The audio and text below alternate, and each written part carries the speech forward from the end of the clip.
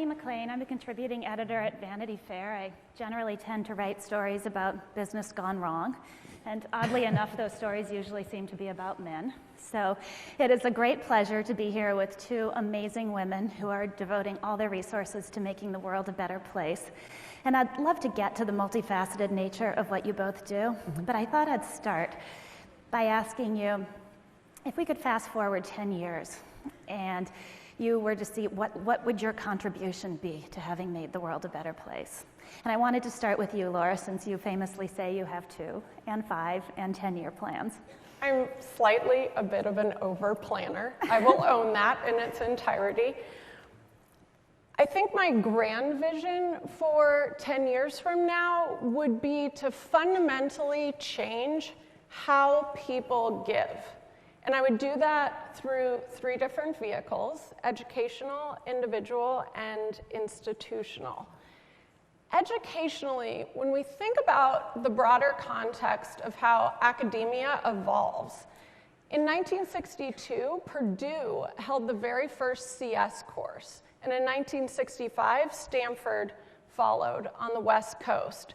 When I began teaching at Stanford Graduate School of Business in the year 2000, no field-based course in strategic philanthropy had ever been taught before. There was absolutely no basis in academia for the subject matter. So I have devoted the last 15 years of my life to building the academic field of strategic philanthropy. And when we think about the fact that right now in the 2,775 four-year colleges in the US, we have about 13.7 million students. And if we shoot out 10 years from now, that's about 34.25 million students. And just imagine the power of social transformation if those students, who now are required to take CS, were also required to take a strategic philanthropy course. So number one is I want strategic philanthropy to be a core part of every four-year college education and curriculum in the country. Number two is individual philanthropy.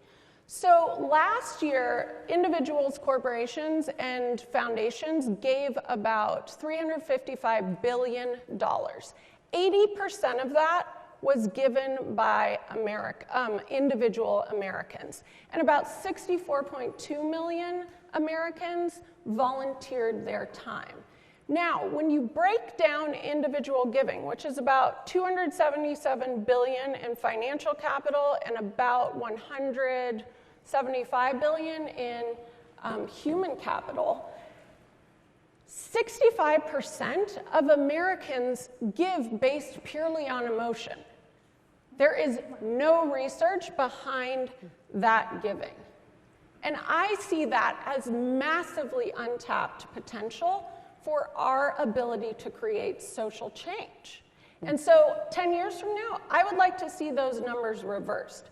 65% of giving is based on research. We have to take our philanthropic investments with the same level of seriousness as we do our for-profit investments, because it's individual lives, not profits, that are at stake. And finally, with institutional philanthropy, we have this extraordinary opportunity right now, because of how technology is fundamentally disrupting philanthropy, to create an entire new culture of accountability and transparency for what are essentially public dollars for public good under private control. And traditionally, foundations have operated primarily as ivory-towered silos, not sharing their research, not sharing successes or failures. And now we have the opportunity to take all of that extraordinary institutional knowledge and start decreasing the rate at which we are incessantly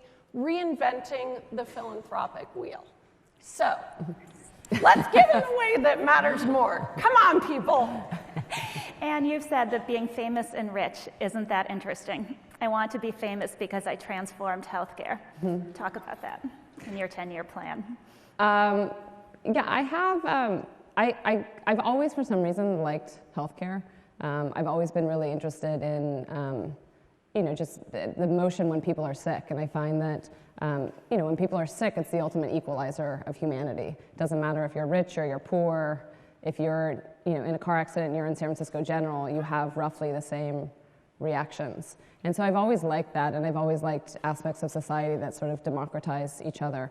And I had this issue when I was on Wall Street where I felt like there was, when I look at sort of the healthcare system as it is today, it's not necessarily aligned with what my personal interests are. So for instance, as an analyst, you would follow mortality trends during the winter because a bad flu season means more people are going to the hospitals, and therefore you buy hospital stocks because you make money in a hospital when people are sick and in the beds. And so I kind of felt like, well, that's not in my interest. And you look at things like type 2 diabetes, where lots of people know how to make money if you're diabetic, but who makes money if you're not diabetic? So there's this inherent conflict. And I think that a lot of corporations get away with the sense that I have a fiduciary responsibility, I have to do what's best for the bottom line. And while I think that's true, like companies have a fiduciary responsibility, I do strongly believe that there's still a way for companies to make money while still doing what is the right thing to do. And so 23andMe was started really with this idea of trying to drive transformation in healthcare with putting the consumer in the forefront. And one of the things that I think a lot of people don't necessarily realize is how much you, the individual, doesn't actually have a voice in your own healthcare. And there was a great article that came out in New York Times a couple weeks ago, and it talked about this patient who had surgery, and there was a bill from a surgeon for $115,000 and they'd never met the surgeon, and they were just consulting on it. And like that kind of concept that like there's people involved in your care and there's things happening to you all the time that you don't even know about. And fundamentally, like you should own your information. Like you should be able to make those decisions. So 23andMe was set out with this idea that it should be a social revolution, and we did not set it up as a nonprofit because I actually think that having it as a for-profit of attracting the kind of talent that wants to go into a for-profit company, but also really trying to drive change, that we would be more successful as a for-profit than as a nonprofit. And so we've made a lot of decisions at this company that are antithetical to the traditional healthcare industry. So for instance, we sell a comprehensive genetic screen that is $99. And most other people sell something that's comparable, but you have to go through your physician, and it reimburses from the insurance industry for up to a couple $1,000s. So technically, we could be going in that same route of actually leveraging and getting money from the insurance industry, but it just seemed wrong. That part of what we're trying to do is empower individuals to actually take more ownership of their health and to actually really try, if we're going to try to cut costs, then we should actually commoditize products that are actually a commodity. So you look at so many things in healthcare, like the diabetes strip, they cost $1 each, or Band-Aids, why are they so expensive? Like commodities should be at commodity pricing. And so part of what we're trying to do is drive those changes, and I believe that there are still business models that we can be sustainable, that we can actually be profitable, and actually highly profitable, while still doing something that is actually going to drive social change. And Laura has called your approach a trifecta approach because you work through your company, you work through your charitable contributions, and you work through political influence. Why? Why do you need to do these three approaches? Why is more more? Well, I think, the one thing that's interesting for me about what I do is I don't really have, whether it's good or bad, I don't really have a borderline between what my work interests are and what my personal interests are. So everything that I do, like I kind of live and breathe what I do. I love it. Like I absolutely love it, and I think about it from a philanthropic, like a pure philanthropic perspective of like, what's a way that I could really drive change with that? What's a way I could drive change with the company? And then on the political side is a little bit new to me. I didn't have the pleasure of really being involved until last year when we unfortunately had to stop selling our healthcare product because the FDA sent us a warning letter. So we haven't been able to continue selling the health product, and that's been a new world for me of getting involved in politics and actually then continuing to, and I understand this much better now, how much that whole world influences this whole technology world and like the startup world and the world that's trying to change, and that to really be most successful, you have to integrate those two. Like, I can't do what I want to do without also getting sort of the framework for this country, being like the FDA and sort of the entire healthcare system, understanding what we're doing and actually aligned. I want to come back to Washington, but I want to talk about your multifaceted approach too, because you work through so many different channels to accomplish your goals. And do you see those all fitting together? Oh, absolutely.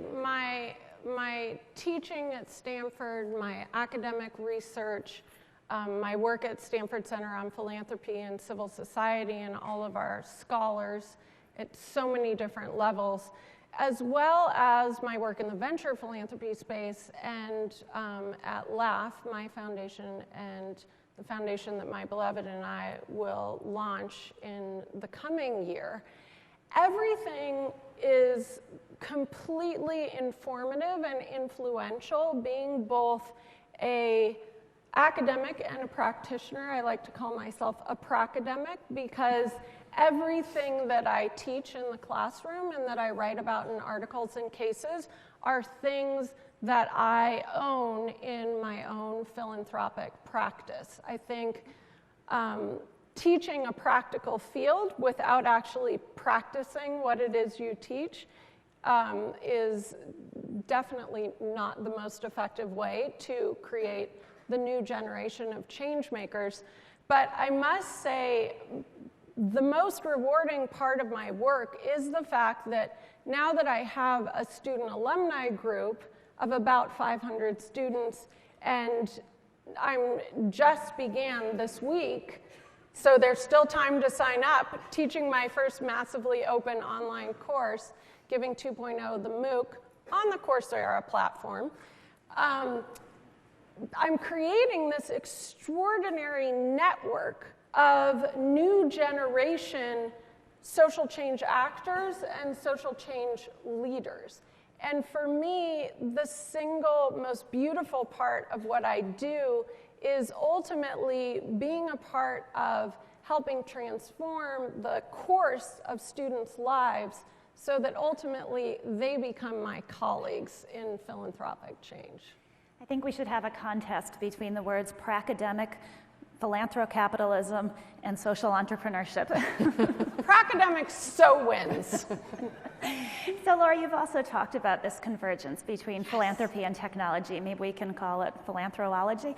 But you've said it's so exciting that I can't stand it, and that it's the reason you never seem to be sleeping. So talk a little bit more about that. There was a lot of under-eye cover-up that happened this morning in the hair and makeup room.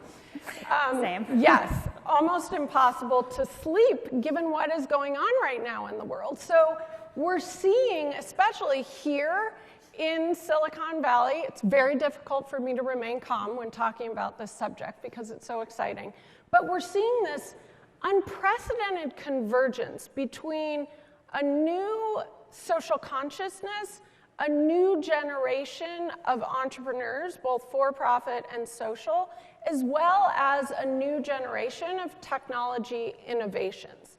So social consciousness. Now we are living in a world where we have Gen X, the tail end, the second half of Gen X, and Gen Y, who have either grown up or become grown-ups as digital natives. Growing up with a global awareness and a sense of community because of social and mobile, a sense of community that transcends geographic boundaries.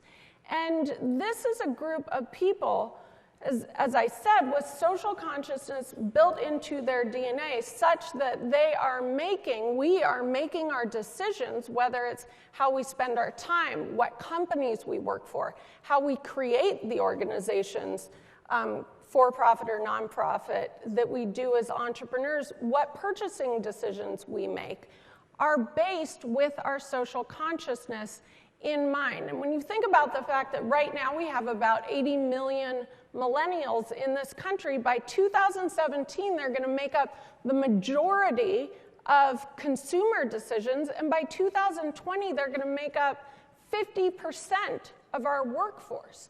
So making sure that what we are creating in the world accommodates this new generation is absolutely critical. And as we have new generation entrepreneurs such as Anne Wojcicki, such as so many other of the individuals who are speaking at this extraordinary convening, we have a generation of actors who are fundamentally changing business models. So in the for-profit sector, we're seeing companies like 23andMe and Nation Builder and Change.org that have social change components integrated into either their mission or their respective products. And then we have social entrepreneurs such as Lila Jana from Samasource and Vineet Singhal from Care Message, who are creating for-profit revenue models in their nonprofit organizations. And these new entrepreneurs are changing the entire game for all of us. And then we have this whole new realm of technology innovations that are not only changing how we create, consume, connect, and collaborate, but they're also changing how we give, how we receive, how we create social change in the world, and who gets to participate in that social change. So technology, to Anne's point, what is most exciting about technology right now is the fact that, excuse me, just add a little suspense to what I'm about to say, is the fact that technology is democratizing access. It's democratizing access to information, to networks, as well as to feedback loops, which lead to rapid product innovation, iteration that we've never had before. So with regard to information, if I may just quickly say, now you can go online and have access to the funding portfolios of the Skoll Foundation, Robin Hood Foundation, Hewlett Foundation.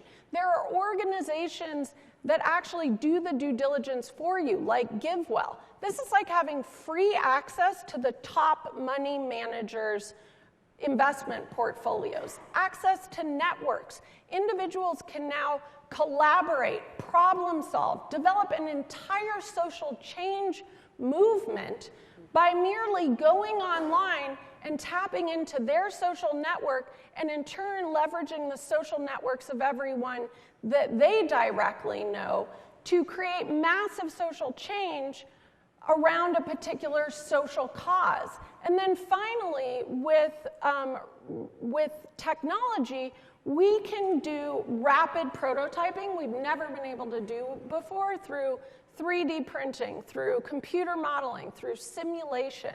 And this enables an entire new generation of nonprofits, Crisis Text Line being one of my very favorites, that is actually embedding data collection and analysis into the core product. So Crisis Text Line, which was created a year ago, actually you text in as a suicide or domestic abuse or sexual abuse or drug usage crisis line.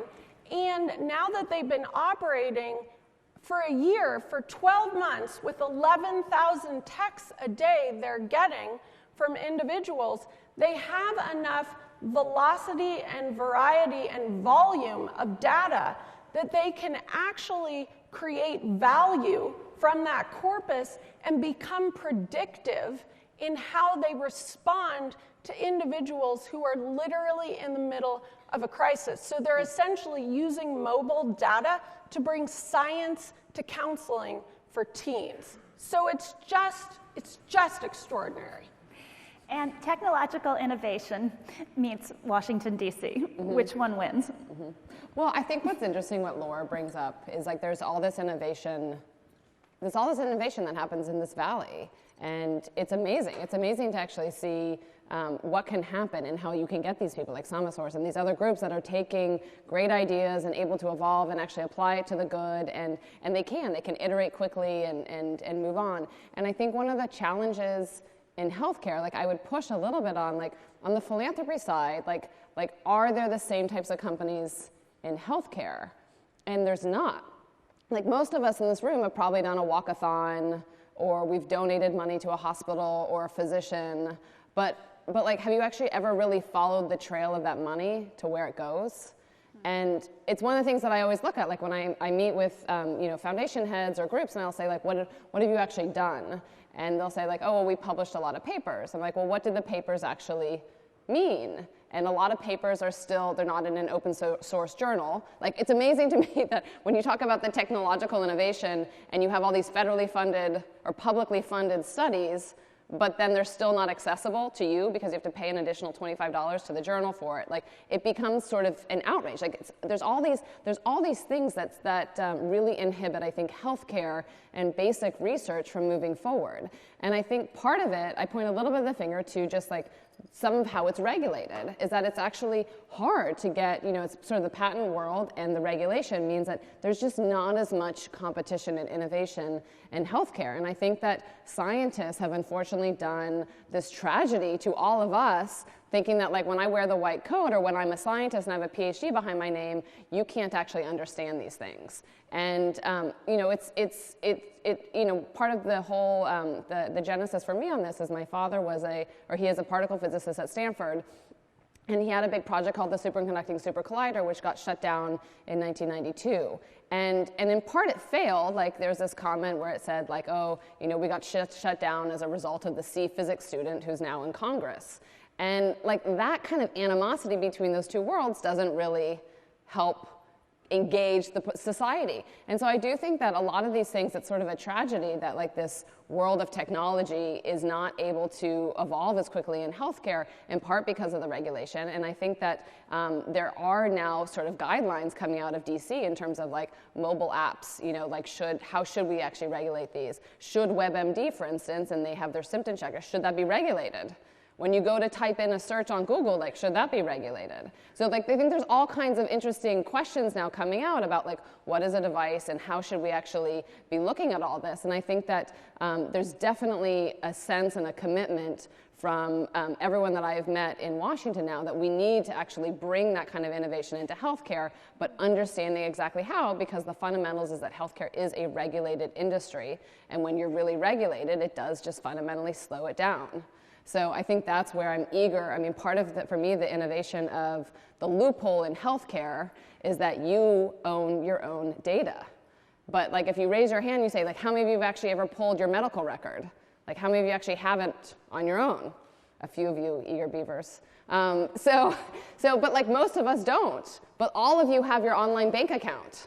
I mean, it would be kind of insane today if you didn't have an online bank account, but most people today don't actually have their online portfolio of all their health information. It's scattered everywhere. And to me, that's just unacceptable. Like, you should be able to have this, and there's all, like, and the technology is clearly here to be able to do it, but part of it is because the system and the regulation, like, doesn't easily enable that yet. And that's part of what I'm trying to break down, is by empowering the consumer, is making people aware and angry and eager to say, like, I should actually be in charge of my own health. And that's actually, I think, how 23andMe, part of the biggest thing that we're driving is that kind of change. Like, again, for-profit company adopting technology, but driving that change. Laura, you talked about people being more thoughtful about how they give money, putting more analysis into it. You teach philanthropy. Can we get there? Can you ever make this a science, or is there always going to be a trial and error aspect to philanthropy? Well, I think, like any type of investment, there is always a risk. But as philanthropists, whether we're doing it through our companies or through our personal resources or by volunteering our time, the onus is completely on us as individuals to do everything that we can to mitigate that risk as much as possible. And when you think about the fact that we have, as of yesterday, the total market cap was about $20.3 trillion. We have GDP at about $16.8 trillion, and we have the federal budget at about $3.5 trillion. And then we have philanthropy at $355 billion. So that's only about 9.5% of the federal budget. When you think about the fact that philanthropy is viewed as society's risk capital, but we only have this teensy amount of money to take risks with that capital in comparison to what's happening in the for-profit sector and in the government, it's pretty extraordinary to think about how it is we're going to make decisions. Because as philanthropists, we're going to fund the innovations, or the 0 to 1s, as Peter Thiel says in his amazing new book, but we're also going to fund the 1 to Ns. We're going to scale existing programs that we hope we've done the research to know are proven empirically. So for us as individuals, we should never make a gift unless we can answer the 3 most basic questions. Number 1, how are we going to know, to Anne's point earlier, how are we going to know that our gift has specifically translated into social change? What are the short-term, intermediate-term, and long-term indicators that our generosity meant something? Number 2, how is it that we are going to ensure that each investment we make is the single best philanthropic bang for our buck? Because every decision to invest in one nonprofit is a decision not to invest in countless other nonprofits. And finally, and perhaps most importantly, what have we learned from making this gift? Either from its success or its failure, that we can share, ideally virally, with others, because we have to eliminate the incessant reinvention of the social change wheel. So it is time for Q&A. Do we have some questions? I see one over there. Go ahead. Hi, my name is Manny Kutiel. First of all, thank you so much for coming here and speaking today. We really appreciate it. If there's one theme that I've seen that's cut across all the different amazing talks that we've had so far, it's that individual leadership matters, especially in the companies that are represented here today. We have a lot of people who run a lot of really wonderful companies. So my question to you is, how can the CEO or executive of a company give in a way that is illustrative or catalyzes the thousands of employees that look up to them for leadership to also give? Would you like me to start, or would you like to start? Either way, we can wrestle. Let's. Graydon would love that. We would never have a summit again. Excellent question. Thank you, Manny. I think that looking to the examples of individuals like Mark Benioff, who created the 1-1-1 model, or Mark Zuckerberg, who's being an extraordinary philanthropist at an extraordinarily young age, or Anne with her incredible philanthropy. It's really, again, about walking the talk. And I think it is essential for any company who's engaging in philanthropy for that philanthropy to be fully aligned with its business strategy. There should be underlying incentives for companies to create social change, because especially as we think about millennials driving the workforce in a mere 6 years, these are individuals where, according to recent studies, 72% of millennials said creating positive social impact is critically important in their job, and 82% of them want to work for a company, or 80% want to work for a company that has a powerful philanthropic or social change creation component. And so it can be as easy as letting employees integrate or layer social change products on top of existing products, whether it's in gaming or mobile or new apps, whatever. The opportunities are limitless. Right. I mean, I think it has to do with how we make decisions as a company. So as much, lots of people in the company have the ability to make their own decisions, and it's different opportunities. I set a sort of strategic vision, and occasionally have to come in and try to change course. But the decisions that I make, I think, try to give everybody the sense of that we are on a mission. And we have one employee at the company who said at some conference, he's like, look, I'm at 23andMe because if we weren't doing this, no one else would. And we have taken on as a company certain projects, even though we are not profitable right now. We've taken on projects that we strongly believe are important mission-wise for the company. So for instance, most genetic studies today are done on European populations. So that will be a tragedy because we understand genetic function in Europeans, but not necessarily as well in African Americans or in Asians, Southeast Asians, et cetera. So we gave away 10,000 free kits to African Americans with this idea of trying to encourage more the understanding of more genetic diversity, and that we would do those types of research projects. And so as a company, we take on things like this. And another time we went to NIH and we showed them all the research that we're doing. And at one point, someone at NIH, which is nonprofit, and they're like, "Why do you do this?" And I was like, "Because it's important. Like, it's important to do, and we can do it, and we're evolving this new model." So I think it's really important to lead not necessarily just with my actions, but sort of with the strategy of the company and really sticking true to the mission. And when we start to go off course, it's my job then to make sure that we really recorrect. Thank you. Let's go over here. Hi, thank you. It's Joanna Brignolo from Washington, D.C. I think you probably partially answered the question because I was most curious about your baptism by Congress when you came to Washington. And I can only applaud you for trying to make a difference. And perhaps you could become our healthcare czar. Would you take a government position? Brilliant idea! So I've had a kind of unusual view of Washington. So we had, in 2010, there was a congressional hearing. And my general counsel at the time was obviously not excited about this. So there was a GAO report that was written. We had to testify. And I kept saying to her, I was like, "It's like our prom.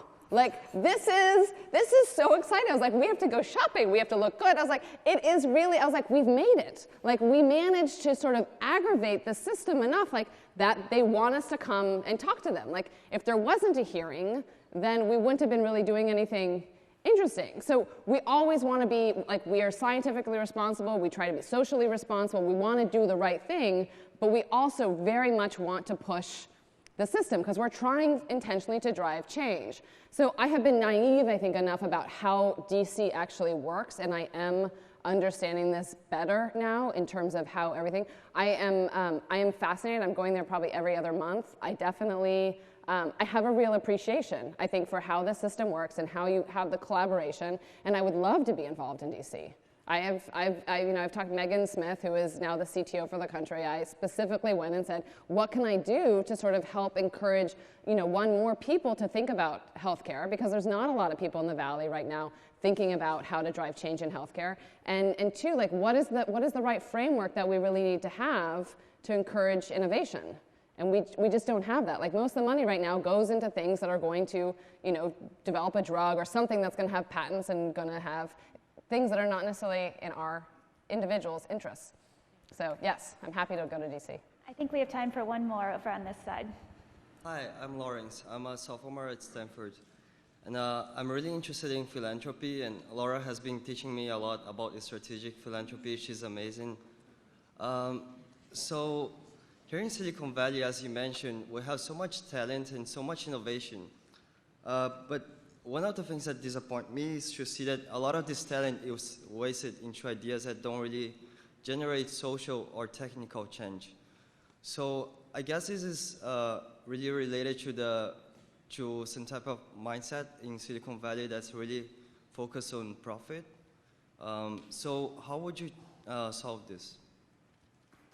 So Lawrence, yeah, thank you for the question.